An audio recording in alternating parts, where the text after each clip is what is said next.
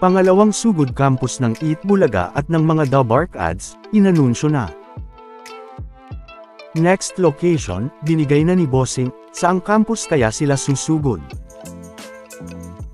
Eat Bulaga may bagong pa-challenge sa mga The Bark Ads host.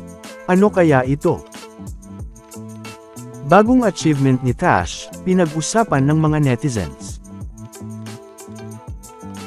Talaga namang muli ngang pinag-usapan ang ating The Bark Ads na si Tash, matapos ang mga nangyari. Isa na nga dyan, ay nang matapos na umabot na ng mahigit 240k views, ang single ni Tash na Handa Na Ako. Nauna na ngang makikitang isinare ni Tash, noong umabot ng mahigit 200k views ito. Na talaga namang inulan ng papuri mula sa mga netizens.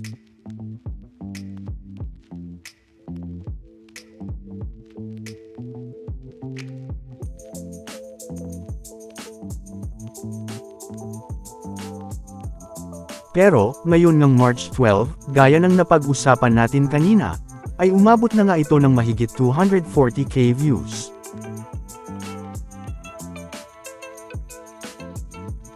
Isa pa nga dyan, ay kasama din nga ang single na ito ni Tash na Handa Na Ako, sa Viral 50 ng Spotify, na kung saan ay ang mga most viral tracks na yon.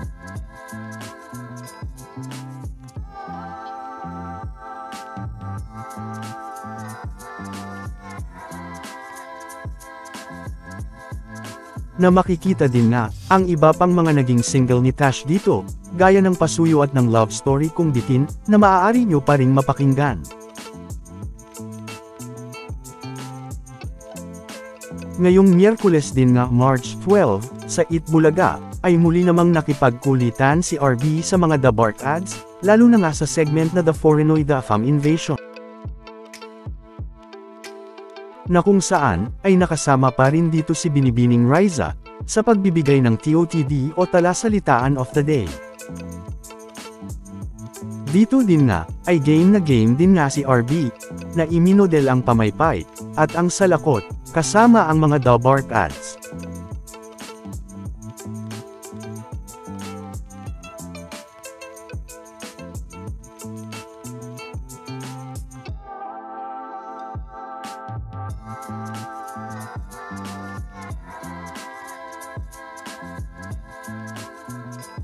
Na nag-enjoy na din nga si RB na suotin ito, kaya naman makikitang suot niya pa rin ito, sa announcement ng winner sa Foreignoy. Nagkaroon na rin nga ng team si RB sa mga audience, sa segment naman na Gimme 5, na kung saan ay kasama na rin nga itong nagtatanong sa mga hula ng mga audience, para sa 5,000 pesos.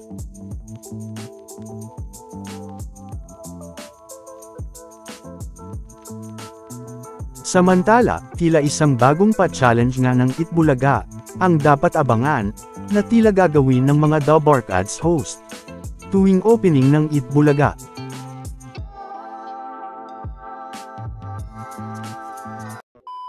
Welcome back mga ka-highlights! Bago tayo magpatuloy ay maaaring mag-subscribe at i-click ang notification bell para updated kayo sa mga susunod pang videos, at paki-like na rin ang video, share at mag-comment na rin. Maraming salamat po. Dahil ngayong Miyerkules na, ay naging isang cameraman si The Bark Ads Paulo, sa opening ng Eat Bulaga.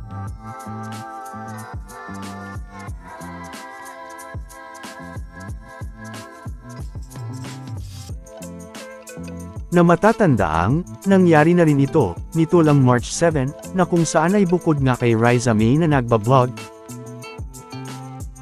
ay makikita nga ang iba pang mga The Bark Ads, na si Miles na nasa prompter, si Paolo sa audio connection, si Karen naman sa mga props, at ganoon na rin naman si Tash, para sa band setup. Na makikita pa nga ito, at kung ano ang mga gagawin ng mga The Bark Ads. At kung magtutuloy-tuloy nga ito, gaya ng cameraman for today ni Paolo, ay magandang pa-challenge nga ito para sa mga The Bark Ads host, kung may mangyayaring pa-challenge nga na gaya nito. Lalo na nga, yung mga hindi pa nagagawa ng mga The Bark Ads host noon. Na araw-araw naman ginagawa ng mga staff ng Itbulaga, na mukhang isang magandang pa-challenge nga para sa mga The Bark Ads, kung mangyayari ito. Samantala, gaya nga ng una na nating napag-usapan, sa mga pasabog na mangyayari sa Itbulaga ngayong March, ay mangyayari na nga, ang pangalawang pasabog ng Itbulaga ngayong March. Ito nga, ay ang talaga namang inaabangang pangalawang pagsugod campus ng Itbulaga, dahil inanunsyo na nga ito ng Itbulaga ngayong Miyerkules March 12, sa kanilang pa-teaser na ito.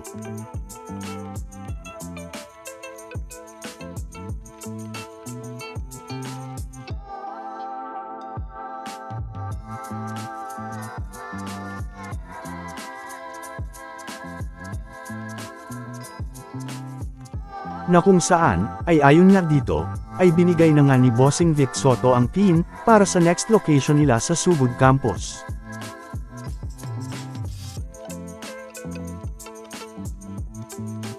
Kaya naman, ay marami na nga ang mga excited para dito, na mga nag-comment sa YouTube livestream ng Itbulaga.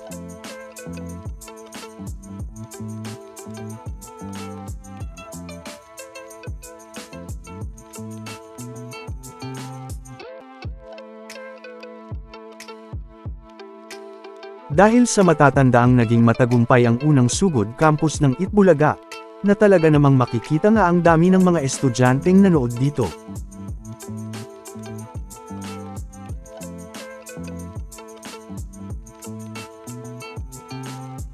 Na talaga namang pinag-usapan noon, dahil gumawa na naman ng bagong kasaysayan ang Itbulaga, dahil first time lang itong nangyari. Kaya naman, sa pangalawang pagsugod campus nga ng mga The Bark Ads, ay paniguradong magiging matagumpay na naman nga ito, at mas marami na namang mga matutulungan, at mapapasaya.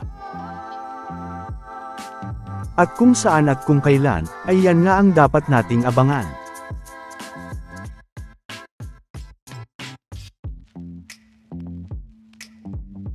Samantala, narito naman ang iba pang mga natuwa, sa panibagong achievement na naman na ito ni Tash, lalo na nga sa kanyang single.